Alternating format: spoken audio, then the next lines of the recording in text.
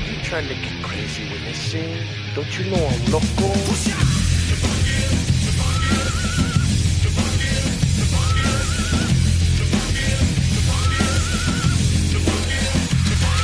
So yeah, I mean, I saw some guys come to a skate spot. They busted out cans middle of the afternoon, did some graffiti. I came back the next day with cans of my own that I stole from the garage from my dad. Bullshit Kmart stuff.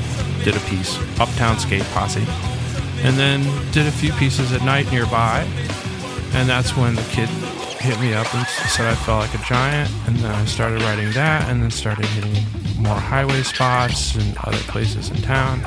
And it just kind of evolved from there, just on my own.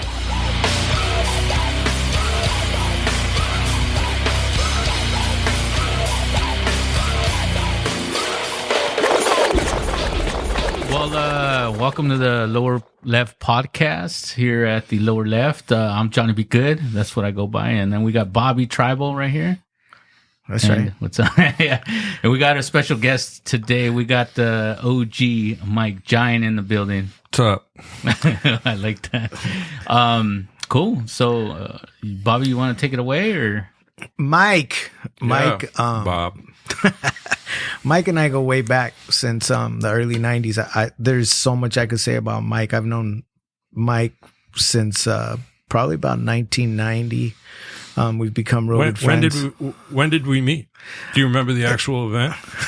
Was it me walking into your office at your mom's? Oh yeah, that might have been embroidery shop. What was that? At the craft store. The craft store. Yeah, that could have been it, or it could have been at one of the yards. It could have, which was really kind of your first office for Tribal. It was just that little. Was it a closet? It was my job. I was working for my parents, and I had a small office in the back of the shop, and I used to do a lot of stuff out of there, but that was like after my brother and I had been working on it for a while, but I think it was probably around 1990. But Mike and I have been through a lot. We've traveled. We've been all over the world. We've had some amazing times. We've shared a lot of great experiences. We've remained just amazing friends throughout the whole time. And I got a lot of love for Mike, and Mike's always been a part of the family here. And it's great to have him here in San Diego. We just had lunch and a couple drinks, and we were just talking about how he's possibly starting to feel like a local here, and and I told him, like, he's definitely has been in all the right spots, but I can't say enough about Mike, like his talent, his drive, and just me and having him as a friend, watching him transcend into the artist now and the personality that he's become, not just, with his art, but just socially, and just, he's become iconic, and I this nerdy fucking skate kid that used to come around like lanky with glasses and just had this crazy fucking talent for it's rare to me that you find people that just can get down with characters and letters. Oh yeah. And usually it's one or the other, but Mike is one of those rarity, like a few others that can do that. But that's Mike, and that's always, I think, what has had him, or why he stands out so much, is his personality, his talent. I was just talking to press about that like 2 hours ago, watching him paint a character, and we were discussing all the intricacies of how to use a character and when a character is appropriate or when it's not appropriate based on the letters, knowing that the letters come first and the character should accent the letters. And if it doesn't, don't do it.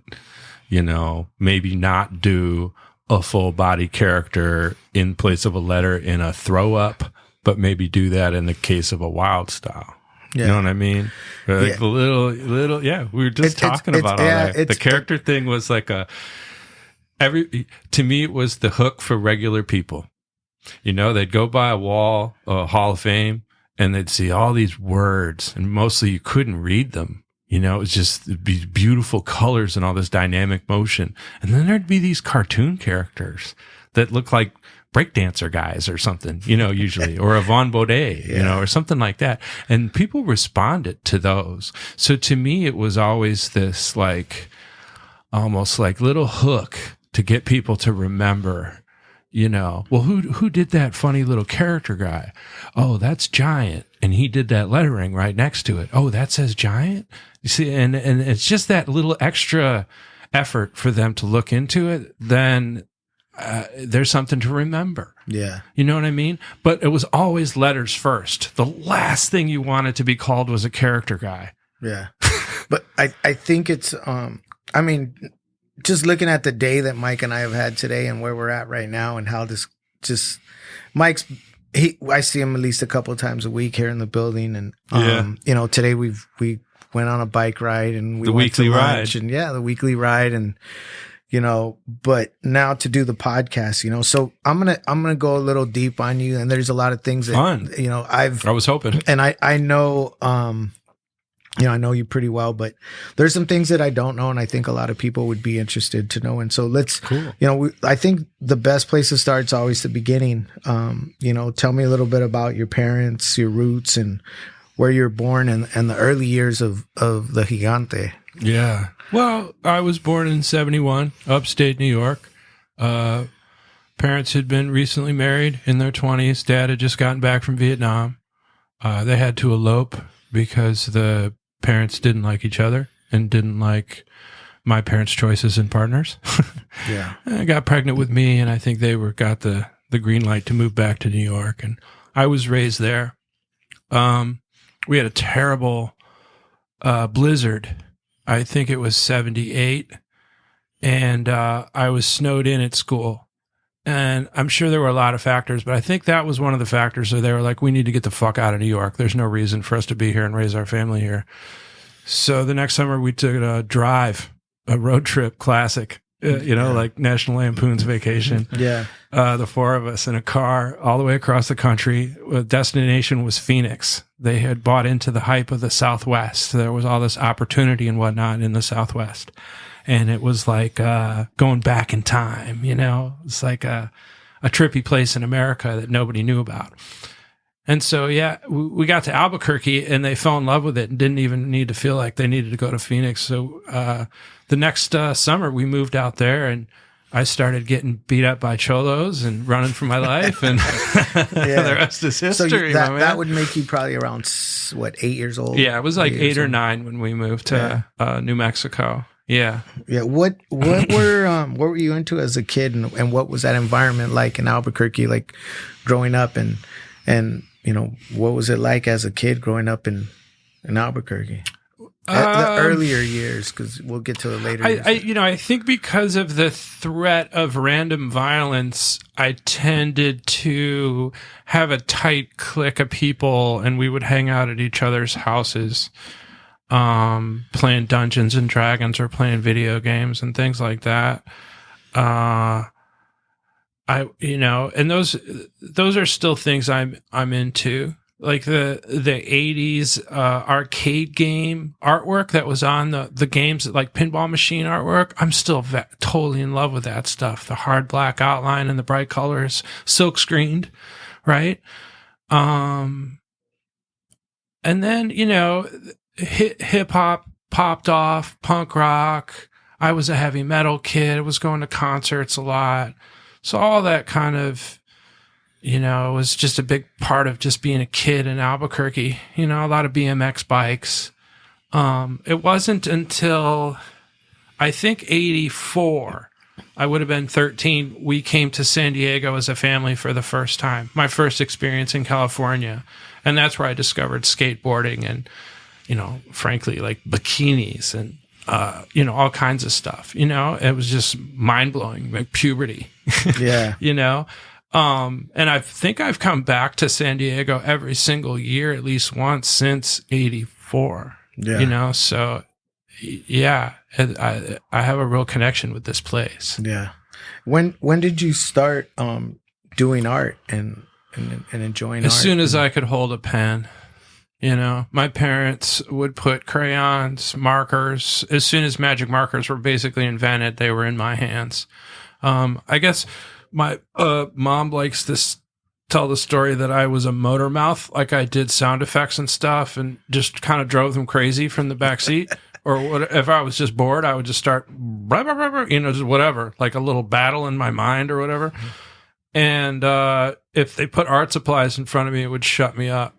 Yeah. And I would focus. And I would really focus. And they were like, no, look, this is something to foster. So even to the point when I started writing graffiti in college, I was getting spray cans and Christmas stockings. It's just so funny. Yeah. Oh, wait. Hold on. There we go. That's funny. Yeah, we got a little music interlude. Yeah, somebody connected some shit. That's hilarious. But so in Albuquerque, it seems like a really, really cool place, and there's a lot of inspiration. And it's cool, and it's not. Yeah, it's a mixed I couldn't bag. tell you. Tell us about Albuquerque, and it's real noticeable in your art, and me. Us knowing each other for so long, that you've had some Chicano influences, and you've had some big time, that's been around you your whole life, and you have a love for the culture and the lifestyle, and just everything that's around it, and also I know about your early influences. There's people that you've told me about, like at lunch we were just talking about Doc, and we were talking about some of the my people, mentors, your mentors, and let's talk about that a little bit, about what was it like? Let's talk about your mentors, your inspiration, and the Chicano influence. Well, I mean, let's say starting off in 79, 80, my dad is still kind of a hot rodder guy. He's 75, I think. Mm-hmm. So he took me to car shows. Now, in Albuquerque, there are a lot of lowriders, which was new. And that was a whole new thing to me. But I slowly but surely just fell in love with it. You know? It was just so, like, I draw. And that's the thing kind of with, especially the murals on lowriders. There's drawings on cars, kind of like how tattoos are drawings on skin. And as a kid that did drawings, I really responded to that, was just like, oh, fuck, like these have drawings on them, and they're made with an airbrush, and they look so smooth and flossy, and they're the finest girls I've ever seen painted, period. Yeah. Like, fuck the Mona Lisa. Like, have you seen Abel do a girl on a lowrider? Like, holy fuck. Or a cartoon? So I just responded to that, as a kid. And just as much, there was hip hop, and there was the hip hop graffiti that was happening, and I was seeing that around. And also a lot of gang stuff. Tons and tons of gang writing all over town. I remember my mother specifically saying to me, if you see gang writing, you're in the wrong place. You need to get the fuck out of there. Yeah. Straight up. And that only made me want to skate by and be like, oh shit, let's study this shit. What's the problem here? All right, let's hang out for 20 minutes and see if anybody comes. Yeah. Sometimes I'd get jumped. Yeah. Yeah. What was the culture change between New York and New Mexico? I mean, it's obvious, oh, man, right? In New York, I was surrounded by white people. Straight up. Like white immigrants, Irish, a lot of French, New York. I'm mostly French Canadian. I'm second generation American, actually, on the French Canadian side. Yeah, just no, I don't remember a single person of color. I think there might have been one black fellow that lived in town. It was like that, for real. And then moved to New Mexico, and all of a sudden, in the low income kind of apartment complex that I was in, I was the minority. Yeah. And I towered over everybody because I was so tall. I was super skinny. I'd never had a tan in my life. Freckles, blonde, almost white hair, and just a goofy ass kid. That's the guy I remember. I remember and that that's dude. the thing. So I was like, I was a target. And what I realize now, a lot of white families from the East Coast were moving, let's say in particular to Albuquerque, because there were telemarketing businesses that were starting to pop off. So you could just work over the phone. That made it so that you could be anywhere, right? and create a business, which was a new thing. So there's all these telemarketing businesses that are starting up in Albuquerque, in Phoenix, and other places, Tucson, Texas. But the locals weren't getting hired. They weren't trained for that work. All these white motherfuckers from the East Coast were coming to take those jobs. So in the community that I grew up in, there was a lot of like anti-white sentiment because they weren't getting the same opportunities. These families like mine that moved in, we were only in that apartment complex for maybe a year, maybe only 6 months, and they were able to buy a house and get the fuck out of there. A lot of my friends from school never left those apartment complexes. You know what I mean? Yeah. So I can see why, it's literally just the parents talking shit about the situation and the kids being like, oh, well, there's one of those fucking white motherfuckers from New York right there, and he's my age. I'm going to go smash on that motherfucker. And I'm just like, whoa, what the fuck is happening? I just got here. I don't know what the fuck's happening. Yeah. Panicked, but I learned how to fucking knuckle up. Yeah, you got it. Right? I had to. My dad was just like, fuck, you're going to have to learn how to fight. I'm sorry. This sucks. So many broken glasses. Oh my God. Years of that shit. Always in terror. Where did Giant come from? I just told this story yesterday. I was just skateboarding at a spot where I had just started writing graffiti in '89. That summer, just before I started college. I just started painting different spots around this little skate spot. And one afternoon I was there and I fell really hard, and a kid just said, damn, dude, you go down like a giant, because I fell really slow and it shook the ground when I hit. And it just clicked. It was like, oh, there's my graffiti name. Right. Giant One. So who were your graffiti mentors? Like what inspired you to get into like graffiti and the whole hip hop vibe of graffiti? And like I said, I know you've mentioned some people in the past, and I know that there was a big San Diego connection with the whole graffiti vibe. And how were you communicating with these people? That was a crazy social media with, mailings and visits and stuff like that. So I saw some guys come to a skate spot. They busted out cans middle of the afternoon, did some graffiti. I came back the next day with cans of my own that I stole from the garage from my dad. Bullshit Kmart stuff. Did a piece. Uptown Skate Posse. And then did a few pieces at night nearby.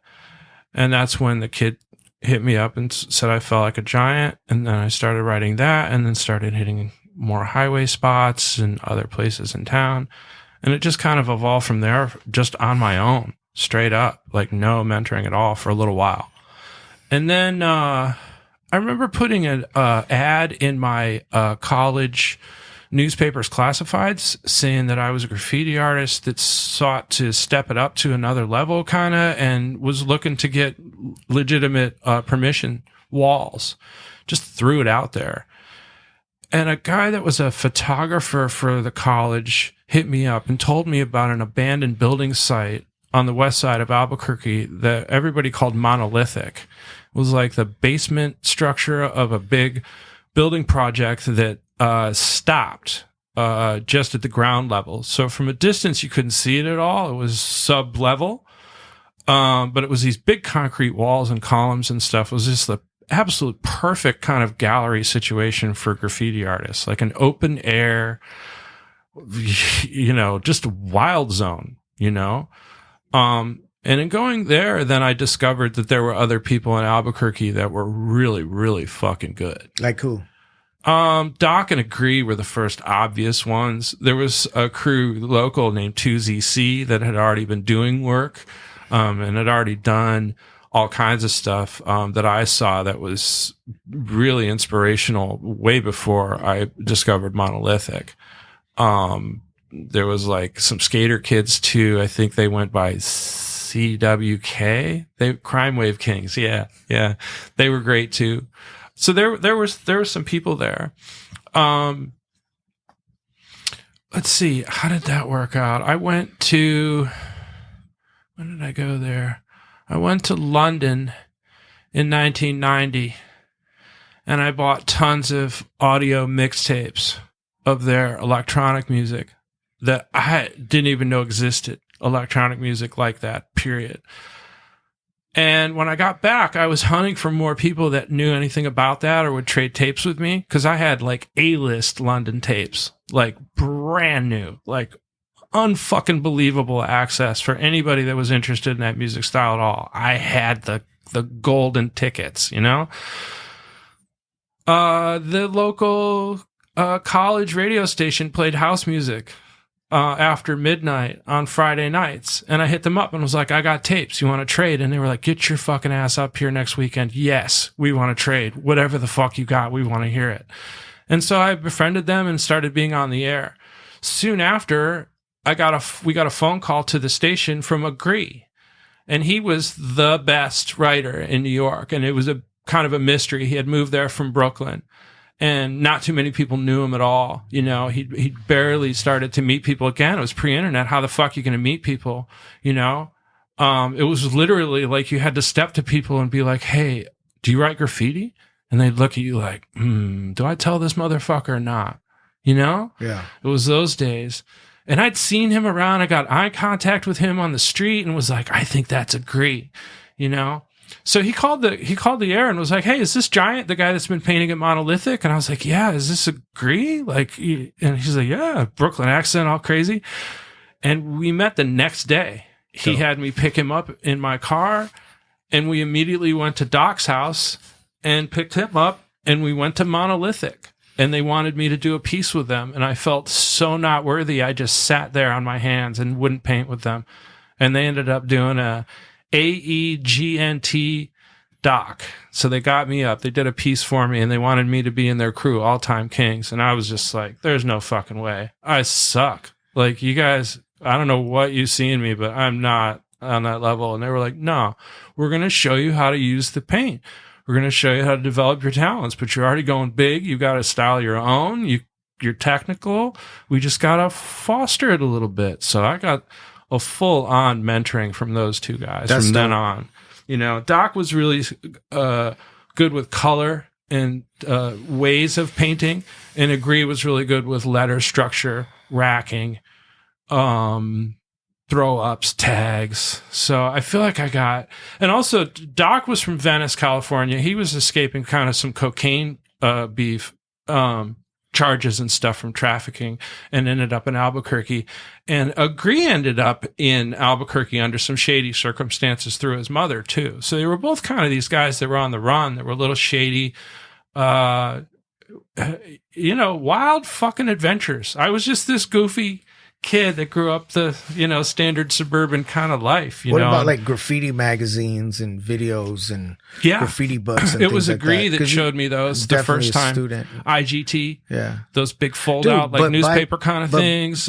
Can Control, yeah. But by the time I met you, your shit was clean. Like you had balance, I had you great structure, teachers. Again, Doc was he learned from, you know, the WCA guys.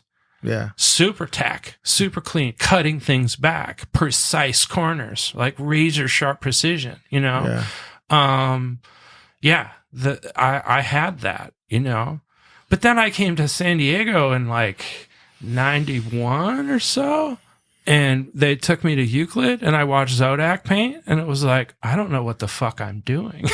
Like, this guy knows how to use spray paint right here. Holy shit.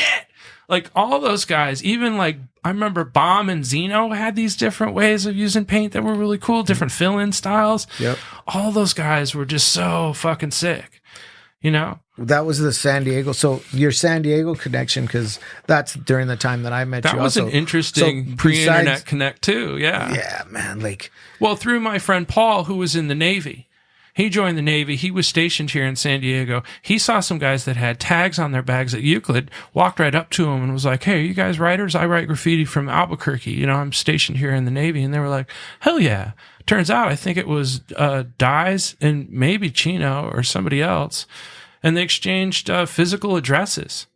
And started, that's the thing, and started trading photos. And I was always trying to find people to trade photos with. And ended up that was my connect, you know, to getting to, like, we drove out. I can't even remember how that all went down. I remember we drove out and we stayed with dyes at his place at like Woodlawn and G Street. I don't know why I remember Chula that. Vista.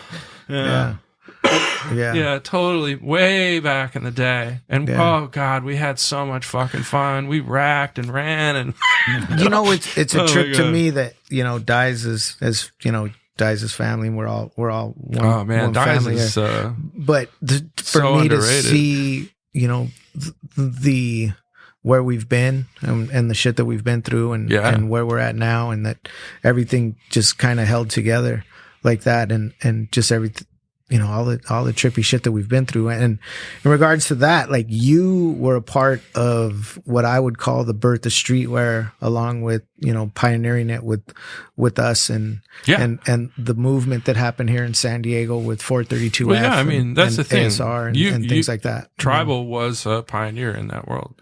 Now, I of mean, course, we can track it back and be like, oh, well, you know, there was TNC Surf and there was these other kind of brands, but it wasn't like street those were culture. surf and skate brands. That's the thing.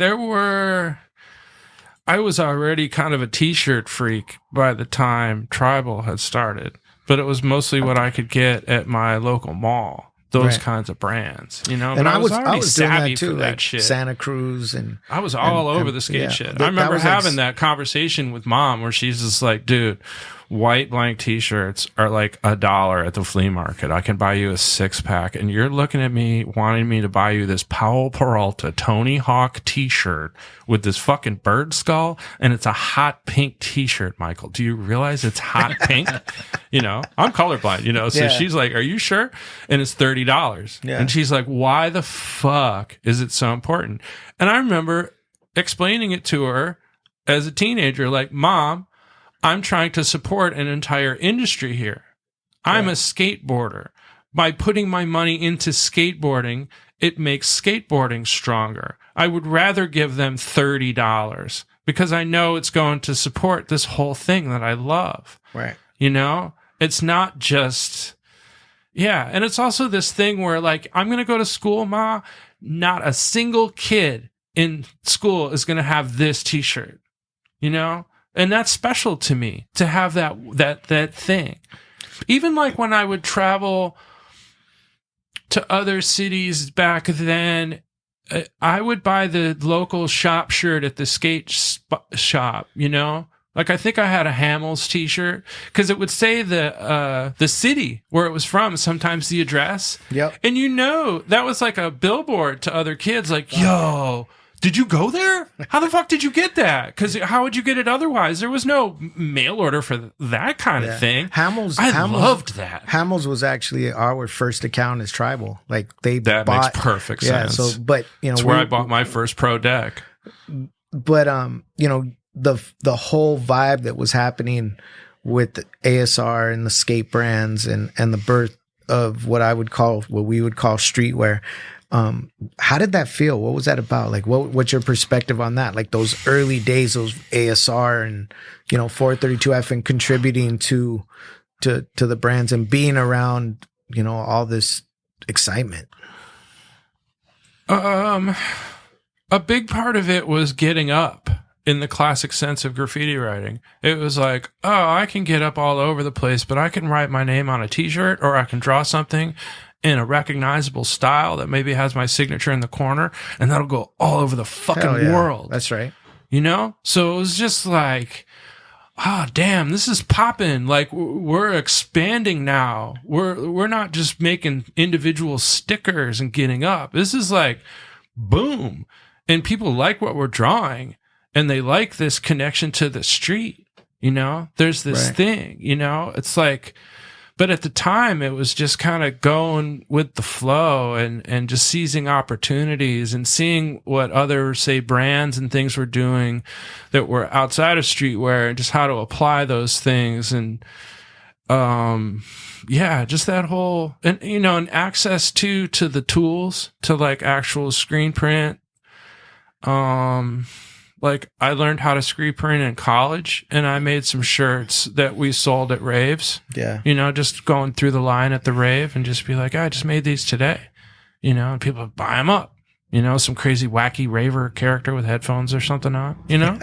Yeah. But that was fuck, that was as simple as it could be. It was new, it was fresh, it was exciting. I remember the way I met Shepard Fairey was actually through Giant. Is I would see him putting up wheat paste and his giant things, and I didn't know much about. I didn't know anything about Andre the Giant or the whole concept of what he was shrouded doing. in mystery. And I would walk up to him and go like, "Hey, bro, that's my homie's Giant. Like you ain't Giant. Like this." Well, what year was that? Because I remember when we met face to face, it was at ASR. It was actually at a 432F. And he explained it to me, and he stopped and we had a conversation. He told me what he was doing, and we became friends. And it was he's always been I got nothing but love for Shepard. I do too. I get critical of him these days, but I gotta say, we're all critical I of love each him. other. I love him. And I think I'm critical because I love him so much, and because I am aware of his original campaign. I like his ideas about what could happen. I feel like the whole, it started with the Andre the Giant sticker, and he was just like, isn't it weird? This is just like this weird subcultural phenomenon that people are asking about it on the West Coast, and I haven't given any explanation. And it was just this escalation of like, how can I put things out there that influence popular culture? Yeah, man. And, that movie, They Live. I mean, if you've ever seen it, that's obviously his whole modus operandi came from that movie, of the subliminal, even the font choices that he uses is from this movie. That one. Oh, it's fascinating. Yeah, no. And that's the thing where I think like he was always trying to comment on the bullshit that he saw among the powers that be. Still does, but I do think he's been co-opted in a lot of cases by those people, somewhat unwittingly. Yeah. Just the context, like he's the classic artist that developers want to hire to do a big piece in their fucked up neighborhood to make it hip. Yeah. He's the guy. Yeah. And he'll often get way more for the same square footage of wall space than other local artists would get. Way more because of that value. And see, that's the thing where I'm like, what's the play here? Yeah. Is this still about this experiment in fucking with the system, or are they fucking with you now? That's all. It's pretty. Where I'm I think it's complicated. As far as the street work, it's deep. This fine art. Oh fuck! It continues to fucking rule. But I think also, I mean, not to get into this total conversation about what Shepard's doing, but sure.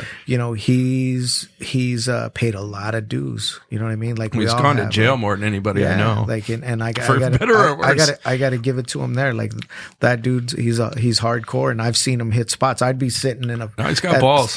Third store restaurant in Hong Kong, looking out the window. I'm like, holy fuck! Yeah. And there's a Obey thing that's looking at me right in the face. But again, because he has such a team, it's lost that. Yeah. Because you're not so sure if his team got that spot or he did. Because I've been to cities where his team went out and it looked like Shepard put in work, but no, he was chilling. Yeah. But I think in the early days. Oh, in the early days, he was definitely doing. But he would get the craziest spots. Sure. But he'd walk around. I remember seeing him in San Francisco, just walking around with fucking ladders and shit. Just being like, bro, how are you just gonna walk around with an expandable ladder and a bucket? I remember walking. He's just like, oh no, I got this. It's cool. I'm gonna go up there and I'm gonna do this and this, and I'm just gonna come back. I was like, all right, bro. I think part of it's the confidence of it, and people that he doesn't have spray paint and he has ladders in a bucket. They're like, what's this guy doing?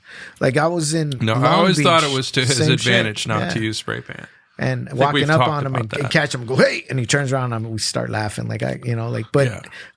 it's good to be able to have these conversations of those memories of when they started and where they're at now. Sure. And that's kind of like what I was saying in the beginning, looking at people like yourself and OG Abel. And I was putting up weed paste posters too. Yeah. I mean, that's the thing. It was another way of getting up. Yeah. We definitely took that cue from Shepard. I used to put up wheat paste on Sunday mornings in San Francisco on the regular. So that's where I wanted to go next, because I know that from San Diego you did obviously you did a shit ton of work with us, and we had some amazing trips, and we went to Japan a couple times, and might have had some fun out there. Once with you? I don't know if it was once or twice. I think it was just the one time with John Reeves, Donger, Zodak, Carl, you. Always Carl and me. I met a girl named Shiori in Yokohama, and they came to see me at the next night in Tokyo. I couldn't fucking believe it. Kyojin. Yeah, Geechee guy Kyojin, right? Crazy giant. Yeah. That was. But God, I know that was fun. Thank you for taking me, bro. That was so. Yeah. What year was that? 94, I don't know. 4, 6. They all kind of blur together. Well, you went every year. Yeah, at least a couple times. That's just it. Yeah. But from here and from this whole thing that you obviously did with Tribal, and the relationship remained, like, whenever I'd hit up Mike, besides the later years that we won't get into that part, but Mike, you down? I need a graphic. Let's do something. I got this idea. Or Mike would say, hey, I got this drawing. Let's do something. And we've always had that relationship where, like, we've always collaborated on things. But from San Diego and Albuquerque, I know that you went to New York and I'm not New York, I'm sorry, San Francisco, and you worked with the good people at Think Skateboard. 93, I moved. Shout out to Greg Carroll. What's up, Greg? Yeah, love Greg. Good people at Think Skateboards, and you got the opportunity as well as I did later on to work with Craig Stesick. Yes, who's legendary figure the in so many different parts of the culture and art. And one of the weirdest fucking dudes I've ever met. The best. So hard to understand. Like, it takes me about 5 minutes to get into the gist of his speaking patterns and his metaphors. And then he'll drop a jewel. I start to understand what he's talking about. And he'll just drop jewels on you, like, all constantly, though. Yeah, you're like trying to. But they're shrouded in this, like, mysterious way of speaking. He's definitely that guy. God bless him. I remember when I first met him and we started hanging out and working on Legacy at Hurley, and I remember going up to Dakota Gomez or one of the guys going like, man, dude, this guy talks and I don't, honestly, not to be a dick, but I don't understand what the fuck he's saying. And they're like, well, you're not the only one, bro. Hold on. But pay attention, because he's going to he drops little jewels in there. And I'm like, what? And then I really started, and Craig and I became closer, and we started working closer, and he, sure as shit, dude, like, did that motherfucker just say that? Like, it was just beautiful statements, just like you said, shrouded in this obscurity. Like, find your way Bizarre through this, guy. and then here's these jewels I'm going to drop on you. But I think that was a big part of his success as a photographer of skateboarding, because I think that the big thing that was different about Craig's work is that it put skateboarding into a context, and his captions really brought the place to life and the culture in a way that was different than just like, this guy's doing this trick. Right. You know what I mean? And he wrote a lot, I think, for those early, like, skateboarder magazines and things. Visually. Yeah. I think the marketing he approach literally did like a lot of he did the Rat Bones logo, I believe. I have that tattooed on me. Yeah. And it was like a spray painted thing that he would do with Dogtown stuff, if I remember right. He's you know what I mean? That's the thing. Yeah, but that whole opportunity that you had to work with him and Think Skateboards, and what was that San Francisco? Because graffiti also at that time was so vibrant and alive, and there was so much happening. Probably the most popping era of graffiti that I'll experience in my lifetime. Was what happening? Tell us about that in San Francisco. That San Francisco, and who were the standouts? And tell us a little bit about your experience at Think Skateboards and tattooing. We haven't even got into that yet. Yeah. Well, I got to San Francisco October. What was it? No, it was September 30th of 93. I know, because my first day I think at work was October 1st at Think. And I remember the first chance I could get, I knew about a place called Psycho City that was at the end of where Haight Street ends and it hits Market Street. That's all the information I had. And I set off on my skateboard with paint even in it. And I didn't realize Haight Street was a big hill. And I got my first fucking crazy hill bomb on a skateboard in San Francisco, accidentally trying to get to Psycho City the first time. Haight Street is fucking gnarly steep. I was going so fast I couldn't slow down, so I just held on and just rode it out. And I remember went out into Market Street, and there's railroad tracks, and I had to jump off, and it was those big steps of like 1 foot goes down, the next one's like 8 feet from that one because you're going so fast. Yeah. I fucking had to jump over a car, literally over the hood, and rolled and didn't get hit by a bus. People clapped when I got up, literally. And sure enough, when I got up, there's Psycho City, Graffiti, the yard of San Francisco. There was Twist stuff. Oh God. There was Crayon. Trying to think. There was this dude Bum, I remember, that killed shit back then. Maybe Apex. some of the FSC guys like Gigs, Rackus, you know, which were more East Bay guys, but that's the whole thing with the Bay Area, you know, like they'd all come to the city and get down. But right away, yeah, I mean, the stuff that was standing out to me was Twist, obviously. Again, someone who likes to draw, but also do graffiti. And there's that whole character thing, that hook to the general community. People remember the cartoon characters, and everybody was talking about Twist shit right off the bat. Oh, and fucking Rem, the girl that did the horses. Oh, yeah. As throw-ups. Yeah, I remember Full-size, life-size fucking horses. And she was sketchy. tiny. Yeah. Oh, my God, they were fucking amazing. Yeah. She would climb up on shit and do them reared up on their hind legs. And they would be like in these really obvious fucking spots where you're just like, how the fuck did this girl paint this life-size fucking horse right here? Holy shit. And that's the thing. There was all these things that weren't just graffiti writing, you know? But at the same time, Twist's hand styles were killer. Oh, God. Fucking Twist is one of my all-time killer. favorites. Holy like, shit. The stuff he would do with a mop. And those, he had, you know, those like bingo pens. He was the most holy fuck. Like obscure. Like you could, one time we were pen pals and we'd share artwork and stickers and things like that and write back and forth. And I have some really cool stuff that he sent me from back then. And that's right. We were doing an ASR. And I don't remember who it was. It might have been Jerry Joker or somebody that came up to me. And I'm like, oh, Twist is supposed to stop by. I go, dude, he was standing in front of your booth for like a half hour. I go, what?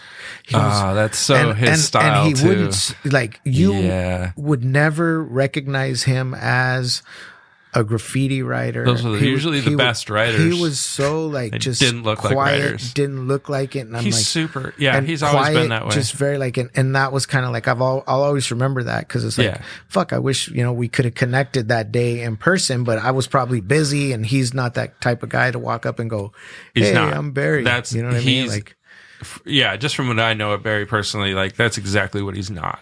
He's not comfortable around big crowds. I mean, he's notorious for not coming to his openings. So to any of the listeners out there, if you don't know who Twist is, Barry McGee, look him up. Yeah, his you can style. find him now. I think to this day, he may be one of the highest paid graffiti artists. I would think so. I mean, who else would be up there? Futura, maybe Hayes. I don't know. Right? Yeah. I don't know. Yeah. That's Yeah. That's the thing. That's a certain circle of people. But Barry was very like on the West Coast, and things that he did were just insane. His style was just very unique, second to none. Like you said, he commanded attention. Like he killed shit. I mean, he was up so much in San Francisco with that, like what I guess now is crink. I mean, that's when they were experimenting with Rust-Oleum silver in a can mixed down with different fluids to make it for a marker. Oh, yeah. For mops. Sick as shit. Those shoe polish markers you'd steal from Walgreens, and you'd empty it out and put the silver in there. Well, he was way and there's ahead those of green, those like forest green mailboxes that are all over San Francisco, and they're pretty diligent about painting them. But that silver looks so fucking good on the KR. I mean, had probably more than 100 or so at a time all over the city, you know, with the big KR with the drips going all the way down. Oh, man. Yeah. And of course, you know, my partners, Soap and Fallon, Jace, Joker, you know, early on, like, man, they were great guides. You know, the first time I painted in San Francisco and I got there in 93 was with, I think Soap and Felon, maybe Jace was with us, but in the Dubose tunnel where the Muni trains go through, I'd never painted a subway system tunnel or anything like that. I was like, wow, first spot? Holy shit. It's still to this day my favorite place to do graffiti. That tunnel. It's fucking magic in there. I think I have and back pictures then it was it was like a yard. But Chris, you had to go Chris in. shoot you in that tunnel? Who's Chris it? Woodcock? Some pictures? Oh, yeah. He's you photographed me in there a few tunnel? times. I've had have crazy adventures in there. Yeah. I've had sex in there a few pictures of times. that. Yeah, those tunnels are fun. So, We were in there one night. A guy came through and he was like, I'm just going to spend the night. He got hit in the morning. Got killed. This homeless dude. Yeah. We talked to him for like fucking 15 minutes. That's the thing. That tunnel, man. Yeah, it's special to me. There was like a whole line, if I remember right, of twist characters. Just like faces and things. I remember he did some plywood on a construction site once. The red wall. The red. Yeah. It was red and sketches and stuff. And the red wall ended up in a club, the Justice League. It was up high in this club for years. I went up there and his shit always got stolen. And stuff. Fuck, dude. I'd steal it. Barry put something up and poof. No, that's the thing. People would rack that shit. Yeah. Yeah. I have some of the little drawings and stickers and stuff that he sent me. Rad. Framed. I have some in black books, stickers and tags he's done. So let's talk about your tattooing. Like I know that a lot of people know you as Mike Giant, the tattooer, not necessarily the whole story that we've just talked about. Your graffiti background, your skateboarding rad background, about my fan base. Where did the Some tattooing people have no come idea from? about the other things. Who the inspired tattooing. You and who got you into it, moving to New Mexico again was the first time I saw heavily tattooed people at the flea market in particular. Mostly guys that my dad explained probably got their tattoos in prison at the Santa Fe State Pen in particular. And I was just, again, a kid that drew all the time and was like, oh shit, you can have fucking fresh drawings on your skin and people think that's fucking sick. Fuck yeah. Like, right on. I'm cool with that. I'm cool with that. But my parents explained, like, yo, you can't get a job. This is some serious shit. It shows that you've been through prison, basically. Like you're a sketchy motherfucker and you're proud of it almost, and then, I designed tattoos for friends for years, but it wasn't until I think 91, I got my first tattoo and I was it had already been 20, from my buddy, Mr. Went in Albuquerque. Another guy that taught me so much stuff. And just kind of always had a lot of love for it, It wasn't until I befriended Nala. He was tattooing me and Greg Carroll. Right. From the Think Days. Amazing artist. Oh, Nala's my dude. And I think I brought up to him that I was interested in learning how to tattoo, and he just explained that he wasn't in a position where he could. You kind of need to own your own shop, and the whole point in taking on an apprentice is that they'll work for you and give you, half your money for who knows how long, in payment for teaching you. You know what I mean? So it didn't really happen. That might have been 96 or so. I started asking him about that. And then in 98, he bought into Eastside Inc. in New York City. And was like, okay, here's your opportunity. You can come work for me at the shop in New York. We got it all worked out. We can get you started. You can start tattooing at home. I can help you get equipment, needles, ink, all that shit. Make sure your stuff is sterile. Show me what you're doing. We'll see how it goes. And that's just it. It just started popping from there. But I'd already had quite a few tattoos by that point. So he was myself, your main influence and taught you how to like. Oh yeah, he was the one. I mean, of course, once you start doing it, just as much as any graffiti writer too, you're going to watch what the other people are doing really, really particularly, and that's what I started doing too. I was in really good shops and was able to watch a variety of A-list people work and pick little things out of what they were doing. Where have you tattooed? Like what shops? And I know you lived in Amsterdam for a while and you went back to New York. Oh, sure. Well, Eastside Inc. was the first street shop job that I had that summer of 99, and that's in New York City. They've had different locations. They were at Second and A when I was there. And it was the old Hell's Angels shop. It had no sign out front. It was a basement shop. You just had to knock on the door and they would check the peephole and ask you what the fuck you wanted. And you'd have to say who sent you. But police were getting tattooed there. You know, it was just because it was illegal in New York for decades. And so I was that generation that ushered in it being legal, you know, and it was popping that first summer. It was fucking crazy. Like I was making so much cash every day, stacks. It was wild. It was so fucking fun. Another thing that I feel really, really fortunate to have been in the right place at the right time. You know, so many of my friends back then are the A-list tattooers now. Yeah. You know, and we were just kind of getting our basics on back then, scratching script into people and fucking shit up, making mistakes, you know, and correcting each other and helping each other. So after that, you know, I went back to San Francisco. I was working at home and I was pretty cool just doing that, keeping it low key, kind of like people do now. And there was an opportunity for me to work at New School Tattoo in San Jose, again, with some A-list graffiti writer dudes that were also tattooers, which was kind of a new thing. And that's kind of where the Mike Giant thing came in, because a lot of us were wondering, well, how do we represent ourselves in this tattoo world now that we're coming from the graffiti world? Do we include our graffiti name in our name or not? You know, so some did and some didn't. I did. You know, and a lot of my first year's clientele, even today, are graffiti writers. You know, they want to get a tattoo from me in particular, which is fucking fresh and really like, I'm honored by that, you know? Yeah. So yeah, I mean, then I was doing like long weekends at New School and commuting back to the city and back to San Francisco. I did that for a while. I learned from Paco Excel, Jason Condell, Ron Earhart was there. Adrian Lee. There was a whole bunch of people. But again, it was like the graffiti dudes for the most part, you know, and how we could parlay our skills into skin and bring a new style to that. You know, what is that? Even the name New School was a whole...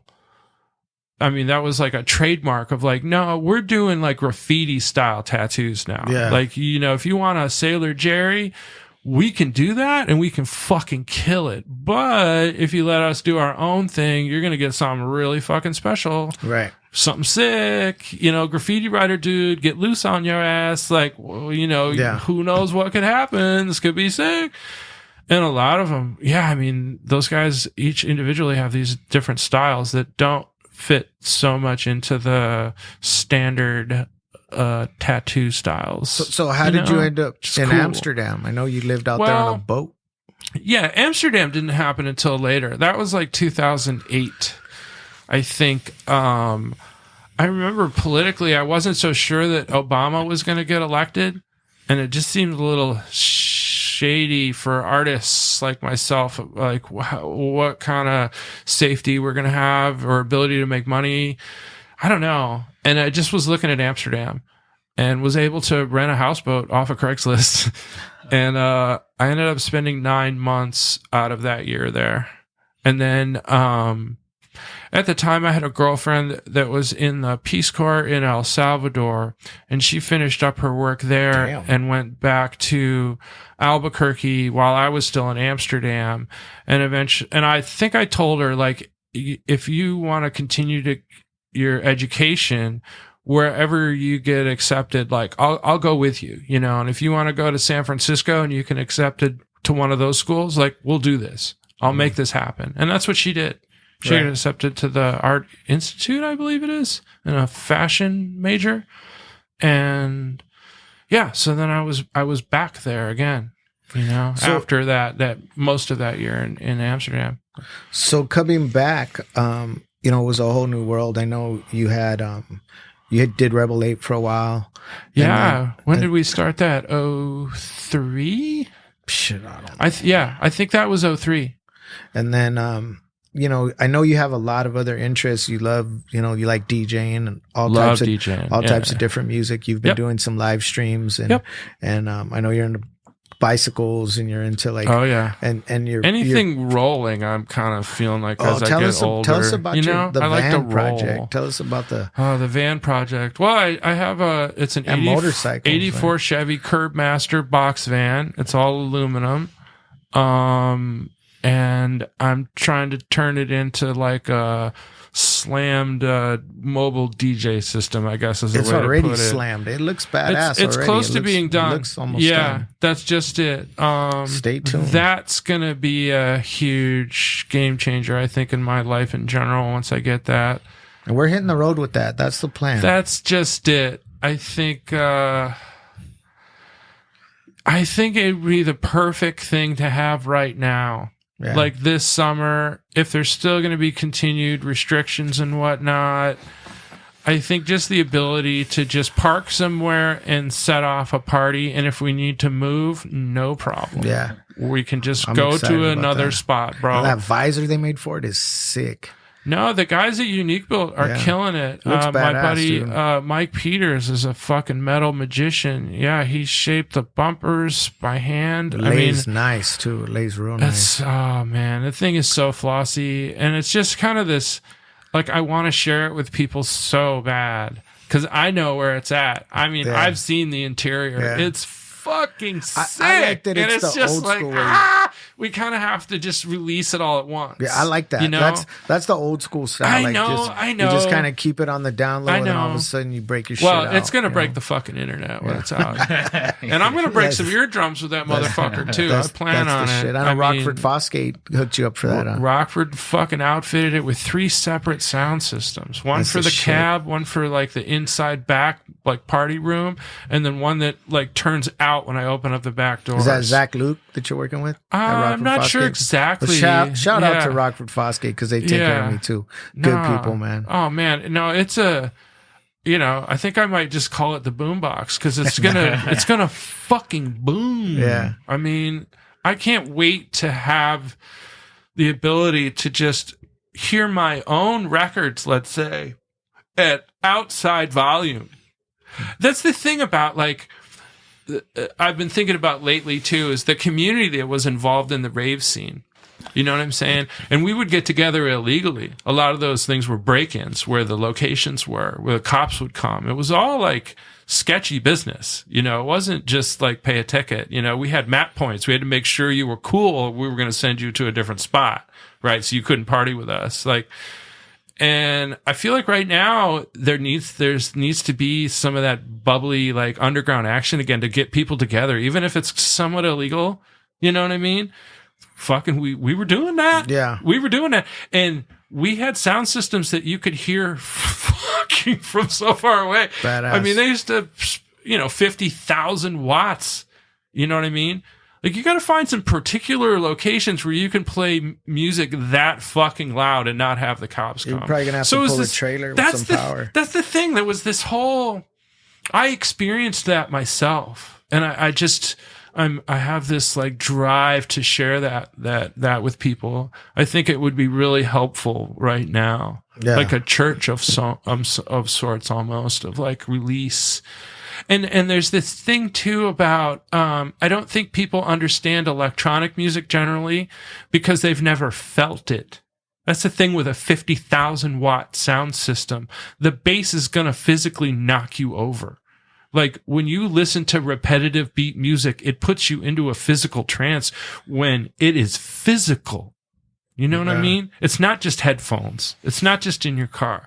It's boom, like the air around you is moving, and I want to bring that to people. The ecstatic release that can come from being immersed in sound in a way that you can't even fathom until you experience it. Yeah. Then you sprinkle some ecstasy and some LSD into the mix like we did. I was going to get into that. Then you've got a fucking movement. I was going to get into that next. A culture. Let's talk a little bit about, I know you're a fan of psychedelics and some trippy stuff and experimenting with different things. I've had my time about that. Like, stuff. what do you like about it, and where does it take you? To me, it was always this, like, it felt like I was getting teachings, like I was getting these lessons that you had to, like, I don't know. It's hard to explain. Like, you just had to go there. It's like when people like talk about a trip that they had. It sounds so stupid, just ridiculous, you know. But if you've done it, you can kind of vibe with what they're talking about, you know, because it's a heavy experience. Like I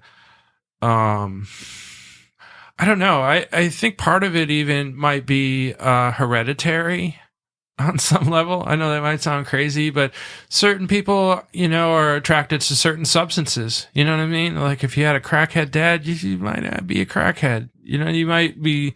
I can see the logic in that. And I've always felt like for some reason there were people in my bloodline history that did psychedelics. My last name is Lesage, which means the wise man. So when I'm in France, they see me tall with the white hair. They're like, "You're the wizard. You're the wizards." Do you realize that? The wizards are a thing, but they come from a real thing. Like dragons are an imaginary thing we think, but there probably was a time that flying serpents terrorized villages. We don't know how long those stories have been alive, right? Right. But there might have been some, you know, like fucking Gandalf. Why do wizards look a certain way? Right? Mm-hmm. It's because there's a historical context to it. So there's something in that, at least for me, that I'm just like, it's given me some courage to take heavy doses because it's like, no, this is in me. I can handle this shit. For some reason, people are scared of this LSD experience, and I love it. Yeah. I love to get totally egoless, which is the part that terrifies people. You know, when you lose grip with you. Right. You're just this meat sack that's experiencing this psychedelic realm at that point. Right. Who are you at that point? Or what's left? Is that your soul? Is that your spirit? What the fuck? I love those questions and just like exploring that. That's the shit. That's all, you know? So, what about, those will probably be the last question, then we'll wrap it up. But cool. I know where you're at right now as far as you're doing a lot of really cool print work, a lot of drawing. The prints has been such a great business, Bob. And not straight up. And not tattooing to as much as you did before. reproductions. It's a good way to share, like, really get it out there. Well, yeah, it makes like, you know, not everybody can afford one of my like 11 by 14 inch drawings for $500, but $40 for a big poster. Fuck yeah. Right. So, and frankly, I learned that from other friends that have had good poster businesses their whole lives. And I just kind of just was making plenty of money, say tattooing and doing other stuff that didn't really need to do that, you know? But, even, when I lived in Amsterdam, I learned that Rembrandt, I mean, the bread and butter money he made was those little lithographs that were only the size of, I mean, they were only like 2 by 3 inches. They were tiny. Yeah. And he had a press in his attic that's still there, you know? And he would sell those. House. Yeah. Yeah, that's the thing. So I was just like, okay, everybody knows about him as this baller that did all this crazy shit. But yeah, his bread and butter was still these prints. Right on. You know what I mean? And that's humbling. So I've always had a lot of respect for that, you know, and it is the backbone of my earning now. So, is there anybody you want to shout out? Anybody you want to, give a shout out to? And how can people contact you or follow you or just keep in contact with what you're doing? Well, you know, just to keep track of me, OG Mike Giant on Instagram, MikeGiant.com. I don't add too much to that, but it's there as a resource. I do have a podcast, the Mike Giant podcast. You can just search Mike Giant podcast. It'll usually come up. It's on Apple, Spotify, all kinds of stuff. God, as far as shout outs, I'd give you a shout out, dude. Well, thank you, Mike. I mean, for real, like, yeah, thanks, bro. I mean, I'm happy to be here, and again, it's just kind of, it'll end up being this other marker in our relationship. That's where we can go back and listen. What the fuck did we say? 2021? Where were we at? You know, which is this shit like 20 years ago, 25 years ago. Like if we had one from every 10 years that we've known each other, it'd be real cool to I will say though, you have been really good about those videos always since the beginning of the brand. So it's really easy to go back, and I see myself in all your old videos. That's a great way to check back. I mean, the podcast is just a different way of kind of capturing those moments. But God, you were so on those videos. I don't know another brand that was so into the videos. It was like every fucking year you had some like blockbuster street culture fucking thing. Yeah. I think that really helped elevate the brand and to share the culture and what we represented globally with, originally on the VHS and then later on with the DVDs, but there was nothing else like it. And I'm really proud of that. And I appreciate that. Important. Mike, it's so important. That, But, Johnny Be Good, we couldn't shut him up the whole podcast. I'm just learning so much, not only from Mike, but also from you, Bobby, and 30 years. So of much you guys. to learn from Bob. Isn't that crazy? 30 years. Yeah. No, for sure. But I want to thank Johnny for he knows all. I don't know shit about the technical parts of the podcast. I just know how to sit here and.